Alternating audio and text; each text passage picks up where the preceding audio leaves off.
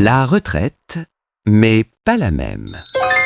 Vous vous êtes déjà demandé pourquoi on vous demande de travailler 2 ans de plus, alors que ceux qui ont pris la décision sont déjà tranquillement à la retraite.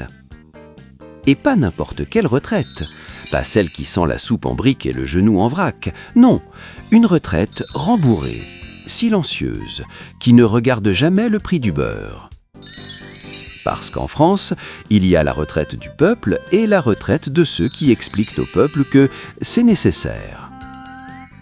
La vôtre commence plus tard, la leur commence mieux. Parler de l'argent des élus, c'est délicat, très délicat, un peu comme demander à un magicien comment fonctionne le tour. Officiellement, les élus ne font pas ça pour l'argent. Ils font ça pour servir la République, et accessoirement se servir après.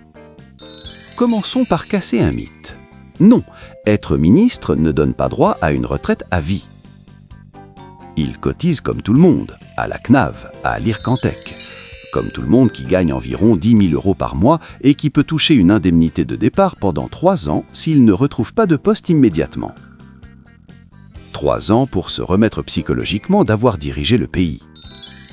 Les députés, eux, sont presque à plaindre, alignés sur le régime général depuis 2018. Après 5 ans de mandat, leur retraite s'élève à 684 €. Oui, même à l'Assemblée, il existe une classe moyenne inférieure. Mais heureusement, il y a le Sénat. Le Sénat, c'est un lieu où le temps s'est arrêté. Les débats sont lents, les moquettes épaisses, et les retraites extrêmement rapides. Depuis 1905, les sénateurs bénéficient d'un régime spécial, géré par une caisse au nom poétique, la crasse. Oui, la crasse, comme un aveu.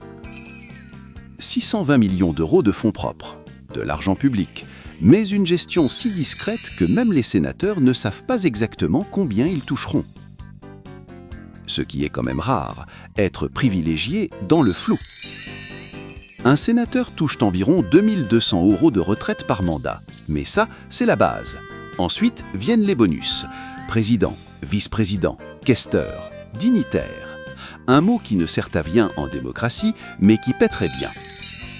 Prenons Gérard Larcher, à Ozar, vraiment.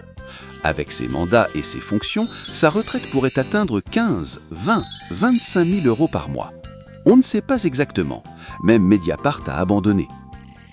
Et puis, il y a le Conseil constitutionnel, Norsage, majoritairement retraités, rémunérés environ 12 000 € par mois cumulables avec leur pension.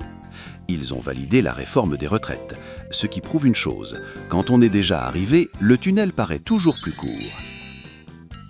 Mention spéciale aux eurodéputés. Certains ont souscrit à un fonds de pension volontaire, financé par de l'argent public basé dans un paradis fiscal. Luxembourg, Bermudes, Caïmans. La lutte contre l'évasion fiscale, mais avec vue sur mer. Résultat, jusqu'à 13 640 € de retraite par mois. Pendant ce temps-là, la retraite moyenne des Français est de 1 400 € après 40 ans de cotisation.